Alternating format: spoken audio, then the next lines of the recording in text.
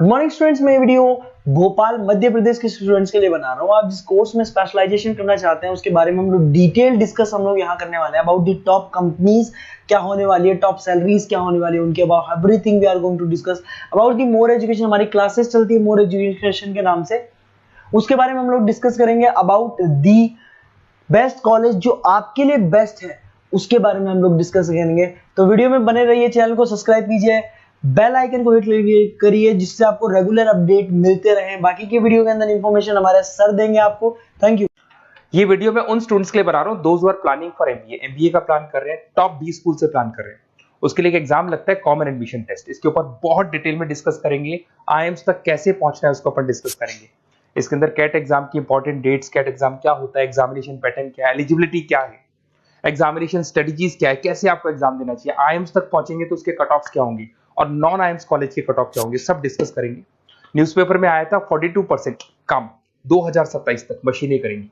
तो artificial intelligence और machine learning की बहुत जबरदस्त डिमांड आने वाली है। तो आप लोग एमबीए में जो स्पेशलाइजेशन चूज करेंगे, वर्ल्ड इकोनॉमिक फोरम भी ये बात बोल रहा है कि इसमें फास्टेस्ट ग्रोइंग जॉब जिसमें आपको big data specialist, fintech engineer, AIML software developer 2025 से लेकर 30 के बीच में इनकी डिमांड आएगी। तो आप एमबीए में जो स्पेशलाइजेशन चूज करें उसमें ये वाले स्पेशलाइजेशन रखना, फिनटेक वाला, बिग डेटा वाला, इसकी जबरदस्त डिमांड आने वाली। बहुत सारी जॉब्स है जो जाने वाली है, जैसे 2025 से 30 के बीच में आपका पोस्ट ऑफिस क्लर्क है, बैंक टेलर है, data entry, cashier, ticket checker. अगर आप कैशियर की बात करें, जरूरत ही नहीं है बैंक में, आप विड्रॉल भी मशीन से कर रहे हो, डिपॉजिट भी मशीन में करवा रहे हो, पासबुक अपडेट मशीन से हो रही है, तो यहाँ पे मशीनें काम कर रही है। तो बहुत सारी जॉब्स आने वाली और जाने वाली है। तो आप स्पेशलाइजेशन वो चूज करना जिसकी मार्केट में जबरदस्त डिमांड है। बेसिकली मेरा क्लासेस चलता है, मैं एमबीए को पढ़ा रहा हूँ 2006 से। 17-18 साल का एक्सपीरियंस है, बहुत सारे बच्चे निकाल चुका हूँ मेरे पास। अब देखो आपको क्लासेस दिखाई दे रही होंगी। उसके अलावा सबसे इंपॉर्टेंट चीज IIM अहमदाबाद। मैं हर साल बच्चों को IIM अहमदाबाद लेके जाता हूँ। 50-60 स्टूडेंट्स जाते हैं, साथ में मेरे लेक्चर्स भी होते हैं वहाँ पे। तो आप लोग IIM Ahmedabad is a dream college of MBA. अगर मैं एमबीए की बात करूँ तो एमबीए का जो ड्रीम कॉलेज है वो IIM अहमदाबाद है। तो आप ये मान के चलो, इस कॉलेज के लिए बच्चा पढ़ता है और कैट का एग्जाम देता है। अगर यहाँ से बच्चा निकलता है तो बहुत बड़ा पैकेज लेके निकलेगा। देखो हर साल मैं बच्चों को लेके जाता हूँ, दिख रहा होगा आपको।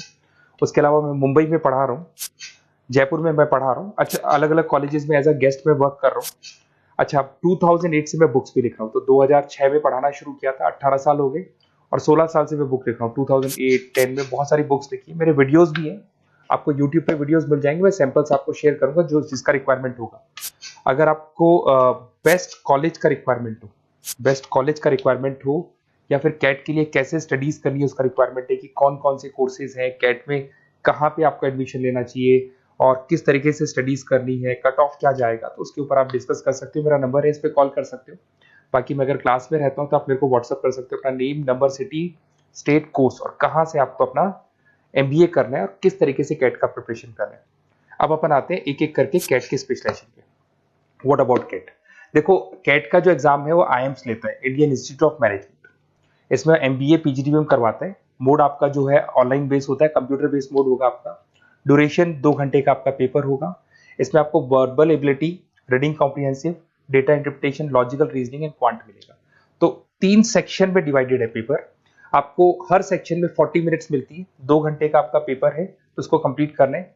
तो इसमें पढ़ना कैसे है, उसकी स्ट्रेटजीज क्या है, इसको अपन आगे डिस्कस करेंगे। देखो आपको इंपॉर्टेंट डेट्स दिखाई देंगी। नोटिफिकेशन इसका जुलाई 25 तक आ जाता है। उसका रजिस्ट्रेशन अगस्त में स्टार्ट होते हैं। सितंबर में आपका लास्ट डेट है। एडमिट कार्ड अक्टूबर में आता है। नवंबर में लास्ट संडे, जो लास्ट संडे होता है नवंबर का, उस दिन एग्जाम लगता है इसका, और जनवरी तक रिजल्ट आ जाता है। अब देखो इसमें बहुत सारी चीजें जो अपन डिस्कस करेंगे। टोटल इसमें 66 मार्क्स का पेपर होता है, वेरी भी करता है थोड़ा बहुत। 40 मिनट्स पर सेक्शन को मिलता है। इसके अंदर आपका इंग्लिश है, रीजनिंग है, क्वांट है, इनके लिए अलग अलग टाइम मिलता है। 1/3 इसमें नेगेटिव मार्किंग रहती है। मतलब अगर आपने कोई किसी ऑप्शन बेस्ड क्वेश्चन को तुक्का मारने की कोशिश की तो 1/3 कट जाएगा। एमसीक्यूज में नेगेटिव होता है, और बाकी जो सेक्शनल कट ऑफ जरूरी है इसके अंदर। मतलब ऐसा नहीं है कि आपका इंग्लिश में स्कोर आ गया, मैथ्स में नहीं आया, डीआई में नहीं आया तो सिलेक्शन नहीं होगा। इंडिविजुअल आपका इंग्लिश में भी आना चाहिए, मैथ्स में भी आना चाहिए, डेटा इंटरप्रिटेशन में, तीनों में आना चाहिए आपका। और एमसीक्यूज में जो नेगेटिव मार्किंग है एमसीक्यूज के लिए होगा, नॉन एमसीक्यूज के लिए नेगेटिव मार्किंग नहीं होता है। उसके अलावा अगर मैं एलिजिबिलिटी की बात करूं तो जनरल का अगर स्टूडेंट है तो 50% मार्क्स चाहिए। अगर आपका 50% से कम है, you are not eligible to give the CAT examination. और एससी ओबीसी रिजर्व कैटेगरी से है तो 45% आपको चाहिए। देखिए, और एज लिमिट नहीं है, कोई भी बच्चा एग्जाम दे सकता है, फाइनल ईयर का स्टूडेंट दे सकता है, फाइनल ईयर होने के बाद भी वो एग्जाम दे सकता है। अगर मैं स्ट्रेटजीज की बात करूं, देखो बार बार मैं एक चीज बता रहा हूं, जब भी आप पेपर को अटेम्प्ट करते हैं, इसमें टाइम कम होता है, क्वेश्चन ज्यादा होते हैं, तो यहां पर आपको रिजेक्शन आना चाहिए, सिलेक्शन नहीं करना है, रिजेक्शन करना है। बहुत सारे ऐसे क्वेश्चन होते हैं बहुत ईजी है, उसमें 4 से 5 मिनट खराब हो गए और आपने उसका राइट आंसर निकाल दिया। अरे भाई, वो 5 मिनट में 5 क्वेश्चन करने थे आपको, उस क्वेश्चन में फंस के आपने 5 मिनट खराब कर दिए। तो जो क्वेश्चन इजी और आपको लग रहा है सॉल्व हो जाएगा बट टाइम लेगा, आप उसको छोड़ दो, रिजेक्ट कर दो। वो क्वेश्चंस करने हैं जिसमें टाइम कंज्यूमिंग कम होता है। आप अगर टाइम को एकदम से वेस्ट कर देंगे ना, तो बाद में रियलाइज होगा टाइम चला गया, क्योंकि मैनेजमेंट एप्टीट्यूड टेस्ट है, जैसे गवर्नमेंट एग्जाम के टेस्ट होते हैं, तो यहां पर क्या टाइम सबसे बड़ा इंपॉर्टेंट फैक्टर होता है आपका। तो बेसिकली एक्यूरेसी होना चाहिए, स्पीड होना चाहिए, और आपका टाइम बैलेंस होना चाहिए, और साथ के साथ कौन सा क्वेश्चन छोड़ना है और कौन सा करना है। बहुत सारे क्वेश्चन होते हैं जिसमें लालच देता है, करो करो करो, बाद में पता लगता है फंस गया उस क्वेश्चन के अंदर, और फंसने का टाइम चला गया, तो टाइम नहीं जाना है इसके अंदर। उसके अलावा देखो, अगर मैं आईएम्स की बात करता हूँ, आईएम्स में 99% आईएम अहमदाबाद इज 99% आपको चाहिए।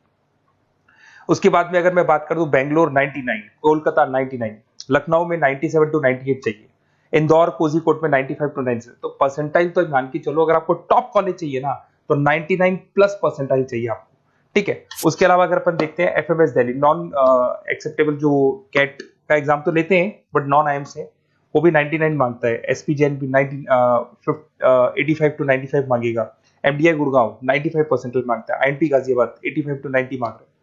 तो कॉलेजेस तो बहुत हैं, और ये मान के चलो आप 80 से लेके 99 के बीच में अगर आ जाते हो, तो आपको टॉप 20 स्कूल्स मिल जाएंगे। अगर आईएम्स भी नहीं मिलता है तो उसके नीचे के स्कूल्स मिल जाएंगे। बाकी अगर इसको डिटेल में आपको डिस्कस करना है तो मेरा नंबर है, आप कॉल कर सकते हैं। अच्छा, उसके अलावा मेरा नंबर आपको दे दिया मैंने, अगर मैं कल क्लास में हूं या कॉलेज में और फोन नहीं उठाता तो व्हाट्सएप कर देना, अपन डिटेल में डिस्कस करेंगे सारी चीजें, और कहां से आपको कैट करना चाहिए, कौन सा इंस्टीट्यूट बेस्ट रहेगा वो भी मैं आपसे डिस्कस करूंगा, कौन से कॉलेज में आपका एडमिशन लेना चाहिए वो भी डिस्कस करेंगे, किस तरीके से आपको पढ़ाई करनी है, नोट्स कैसे मिलेंगे, वीडियोस कैसे मिलेंगे, सब डिस्कस करेंगे। Okay, best of luck for your CAT examinations, और कोई कॉलेज से रिलेटेड क्वेरी है तो वही आप मेरे को कॉल कर सकते हैं। Okay, best of luck.